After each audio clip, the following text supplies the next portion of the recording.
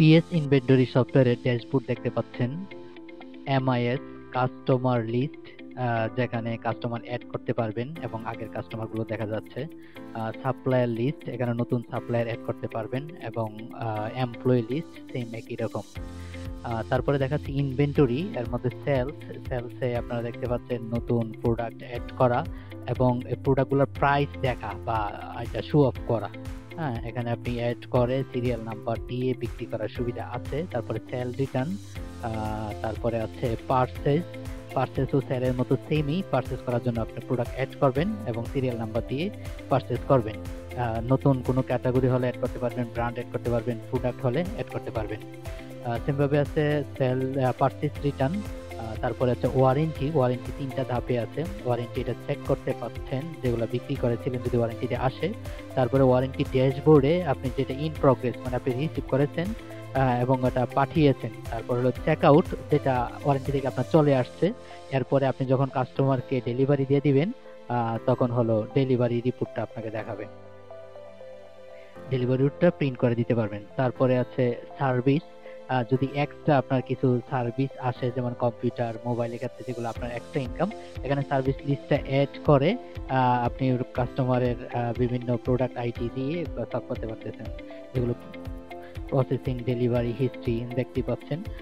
তারপরে আছে service warranty memo list, যেখানে আপনি যা সেল করছেন এগুলো sale return purchase return memo list দেখাচ্ছে।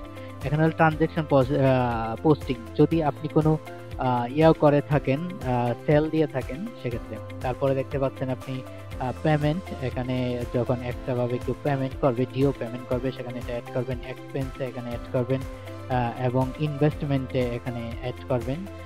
তারপরে আছে আপনার স্টক রিপোর্ট, যেখানে আপনার কি পরিমাণ স্টক আছে, স্টক অ্যালার্ট রিপোর্ট মানে কি পরিমাণ স্টক শর্ট আছে, পারচেজ হিস্ট্রি, তারপরে আছে সেলস হিস্ট্রি, প্রোডাক্ট লিস্ট, তারপরে আছে আপনার ব্র্যান্ড লিস্ট, কি পরিমাণ প্রোডাক্ট ব্র্যান্ড আপনার কাছে আছে, কোন কোন ক্যাটাগরি আছে, product category list, service list, কি কি সার্ভিসের আপনার আয় হয়, সার্ভিস লিস্টটা। তারপরে আছে অ্যাকাউন্টস রিপোর্ট, এখানে transaction report, customer due report, কোন কাস্টমার কত টাকা পাবেন, সাপ্লাই ডিও রিপোর্ট, কোন সাপ্লায়ার আপনার কাছে কত টাকা পাবে, লেজার বুক, এটা হলো আপনার শর্টলি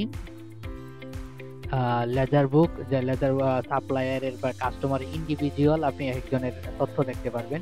এরপর এটা হলো এটাতে হলো ডিটেলস, সাপ্লায়ার বা কাস্টমারের লেজার বুকের এখানে ডিটেলস দেখতে পারবেন। হ্যাঁ, তারপরে আছে এক্সপেন্স ক্যাটাগরি, আপনি কোন কোন ক্যাটাগরির কত টাকা ব্যয় করেছেন। তারপরে আছে এক্সপেন্স হিস্ট্রি, আপনি কোন দিন কত টাকা ব্যয় করেছেন। টোটাল ইনকাম স্টেটমেন্ট, এখানে কত তারিখ থেকে কত তারিখ পর্যন্ত আপনি ইনকাম দেখতে পেতে চান সেটা।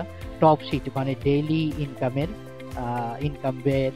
তারপরে আছে ট্রায়াল ব্যালেন্স, এরপরে আছে ব্যালেন্স শিট। এই হলো ইনভেন্টরি টোটাল সিস্টেমটা, ইনভেন্টরি এবং অ্যাকাউন্টস এর। তারপরে আপনি সেটিং এর মধ্যে আপনার বিজনেসের প্রোফাইল এখানে অ্যাড করতে পারবেন, টোটাল